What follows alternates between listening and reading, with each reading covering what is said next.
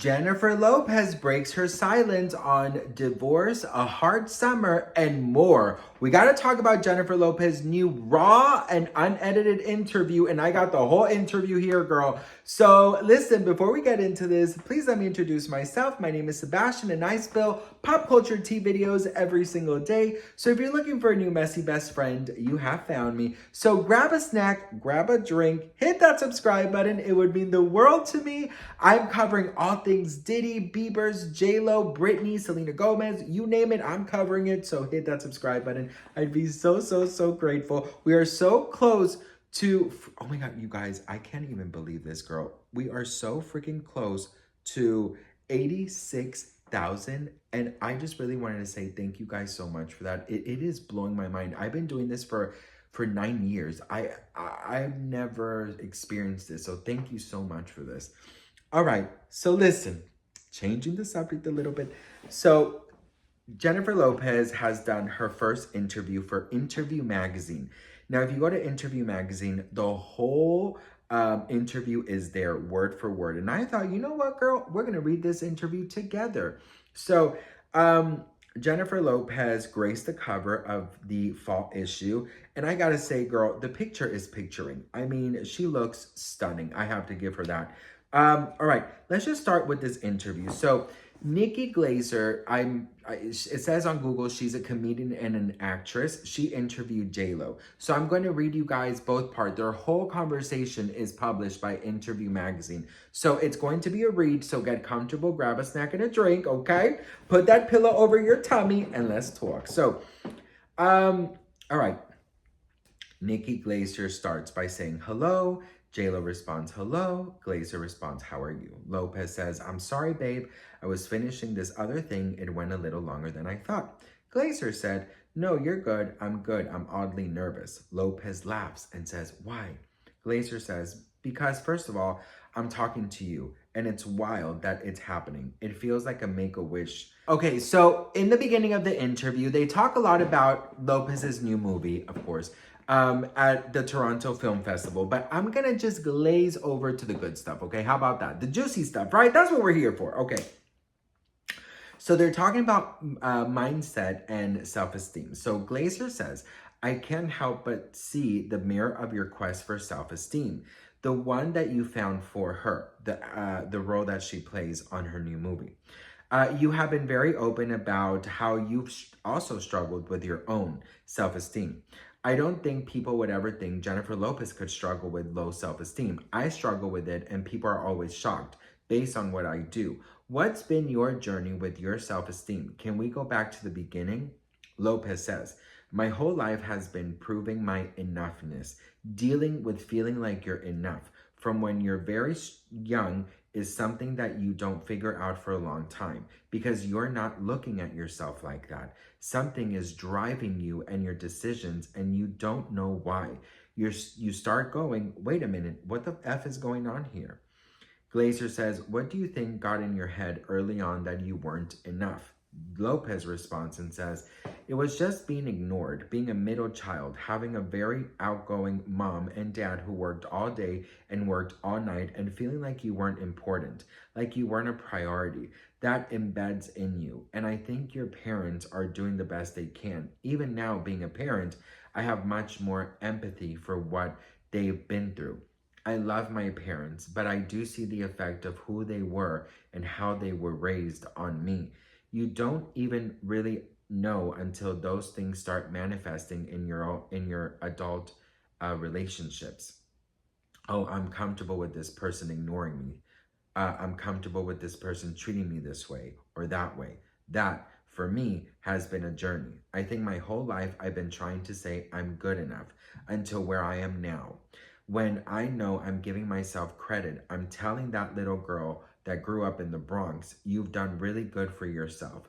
I didn't do that for so many years. And now I think with everything that's happened in my life and in my relationships and even in my career, it's like, give yourself a bit of comfort and love.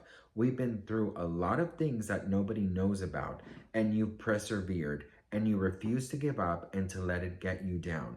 There's something to be said for that because things can really change your life in a way that you do want to give up and say, fuck this, this is too hard. I don't want to do this anymore. But I'm not there. I refuse to not give up, to give myself everything. I refuse to not give myself everything that little girl deserves. Glazer says, when did this little girl get the time of day for you? Is this recent, or has she been knocking on the door for a while? Is she finally in? Are you talking to her every day? Lopez says, now I am. And again, it's not until you go through incredibly hard moments and huge disappointments that you never could have imagined that these things start becoming crystal clear. But the journey for me started probably when I had my kids, and that was 16 years ago. You start slowly chipping away at different things.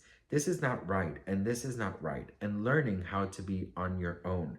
And you start putting the pieces together, and then you think, oh, I did it. I've got it. Lopez says, with This Is Me Now and the project that you mentioned earlier, I felt like, wow, I got here. I'm good.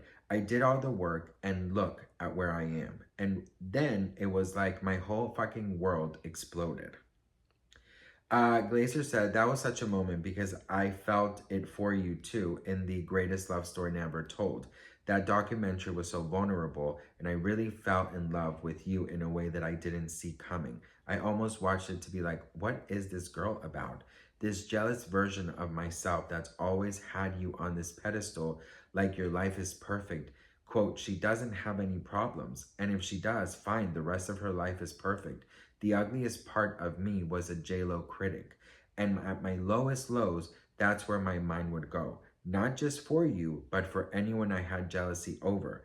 Then I watched this documentary along with Halftime, her Netflix documentary, and Glazer says, by the way, and I walked away so impressed with what you were willing to show. So it's interesting to me to see that you're still arriving at new levels. You're still chipping away. Lopez responds and says, it's a lifelong process. I think that's what I love about life, that there's no arrival point. There's only getting better and growing if you want to.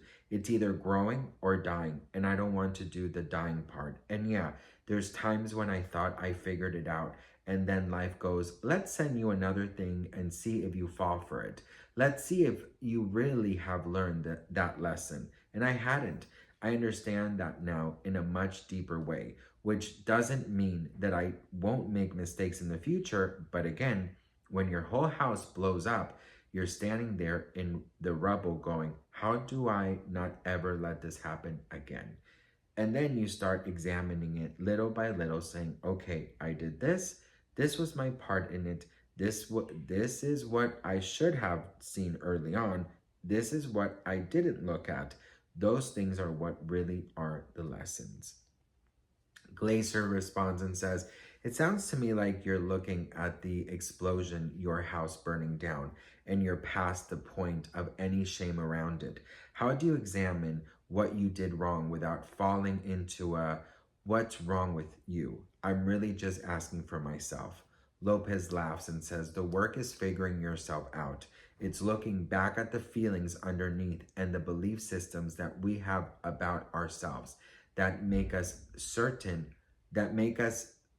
make certain choices and create certain patterns in our life. And so when you get to a point where you think that you've learned the lessons and then it blows up in your face again, you realize, okay, I haven't. So what is that I need to look at right now? I would say never stop looking inward because it's so easy to blame everyone else. Glazer responds, exactly. Lopez then says, but you have to be healthy. You have to be complete if you want something that's more complete. You have to be good on your own. I thought I learned that, but I didn't. And then this summer, I had to be like, I need to go off and be on my own. I want to prove to myself that I can do that. Glazer responds, was it hard? Lopez says, yes, it's fucking hard. Glazer says, what does it look like when it's hard? Lopez says, it feels lonely, unfamiliar, scary. It feels sad. It feels desperate. But when you sit in those feelings and go, these things are not going to kill me, it's like, actually, I'm capable of joy and happiness all by myself. Being in a relationship doesn't define me. I can't be looking for happiness in other people. I have to have happiness within myself. I used to say I'm a happy person, but was still looking for something for someone else to fill. And it's just like, no, I'm actually good. Um, Glacier says, I think we all know you have to love yourself before you can let someone else love you. We know that, but do we practice it? Do you feel like you're practicing it? Lopez says, that to me is a scary thing too, or a confusing thing, because it's like, oh, you couldn't love me if I have flaws. I have to be perfect to be loved. That's not true. Somebody who truly loves you will help you heal those parts of yourself. That's what I've learned about love, that it is a secure thing. You make me feel safe, and when I fall short of the glory, you understand me and you help me to grow to be better because you have your boundaries and I have my boundaries. And I go, here's where you're falling short for me, and here's where I'm falling short for you. And so we get better at those things together. Oh, it's a long thing, girl. It's a long thing. So Glazer says, now it sounds to me like you have a new bar for the next person that comes along. Lopez says, here's the thing. There's no new bar because I'm not looking for anybody. How's that? Glazer says, interesting. Is this the first time you've been able to say that as a single woman? Lopez responds, yes. Glazer says, oh my God, what does that look like for you? Lopez says, you know what? For people who are romantics and I love being in a relationship and want to grow old with somebody, we think I have to have that to be whole and happy, and you don't. Glacier says, wow, it's really impressive how quickly you've gotten to this point where you seem to be really secure, in a secure place, ready for the next thing that comes, that you're not even looking for. And Lopez says, it only took 30 years. Glacier says, but after the summer you've had, or the summer that I assume you've had, based on the Instagram post, I have, oh girl, I turned off my phone. Oh, hang on, sorry girl. Technical difficulties, bitch. Hang on. After the summer you've had, or the summer that I assume you've had, based on the Instagram post, I have read and the distillation of what people have made of your life just in the media. It's really impressive to me with what I assume you've been through. How much do you pay attention to what is being said about you online? Lopez says, I've been doing this a very long time. I have to admit, I'd like to think that I'm still 16, but I'm not. Glazer says, you look it. Then Lopez says, I know that everything that's being written and said about me and all the conjecture of who I am as a person, it's not who I am. I learned that a long time ago, and social media, because it came along after I had been in the public eye for a while. I don't take it as seriously as everybody else. I know I'm a good person. I know I'm a good mom. I know who my friends are. I know my friends know who I am. My mom, my dad, all that stuff. If you have to have a long career, you have to learn how to deal with that part of the business. Some people are going to love you, and some are not going to understand you. And some people just want to hate you, and none of that really matters. What matters for me as an artist is doing work that inspires me and that I enjoy doing, whether it's a huge commercial success or something that only touches one person that nobody ever fucking even sees. It doesn't matter. This is my life's passion. I love to sing, I love to dance, I love to act, I love to entertain, I love to create. And anything anybody could say about me, and please don't get me wrong, if I see something that's hurtful, I'm not Teflon. As an entertainer, sometimes you'll be on stage in an arena of 50,000 people and everybody's jumping up and down, singing and laughing, and then there'll be two people with resting bitch face and like they hate you, and you're zeroed into those two people. Every time I'd go backstage to change, I'd come back out and check out, and I'd say, did I get them yet? Ignoring the other 49,998 people that are there. It's human nature. But if you're going to survive in this business, you're going to have to understand that that's a very small fraction of people that are probably unhappy in some way. Somebody who is going to take the time to make a video just to jump on that thing, how can I pay attention to that when I have these beautiful kids? Ooh, did she call me out? Did Jennifer Lopez just call me out? Listen, Jennifer Lopez, like, I have never made a video about you, girl, okay? This is not even a video about you, okay? This is about that girl interviewing you. How dare you? I feel betrayed. I feel if I knew a bigger word for astonished, surprised, shocked, bamboozled. Girl, what the supercalifragilisticexpialidocious is going on here? I have never made a video about you. I dare you. Oh, my dog is like, girl, what is going on with you now, bitch? Did you eat dinner? Listen, J-Lo. Okay, so girl, listen. The rest of the interview is talking about, like, you know, go read it. It's on interviewmagazine.com. The rest is not that juicy, I promise you guys. But I have to say, like, there's just something about Miss Jennifer Lopez in this interview that is giving very much kind of refreshed. Haven't I told you guys for her, the best PR move that she can do is to open up, and now she's finally opening up and not everything is perfectly aesthetically pleasing. Jennifer Lopez, this is the first time that I have to say, like, you're in the right direction. Continue being open. Continue, you know, add some more humility in it, because I think that would be perfect. But girl, I mean, listen. Okay.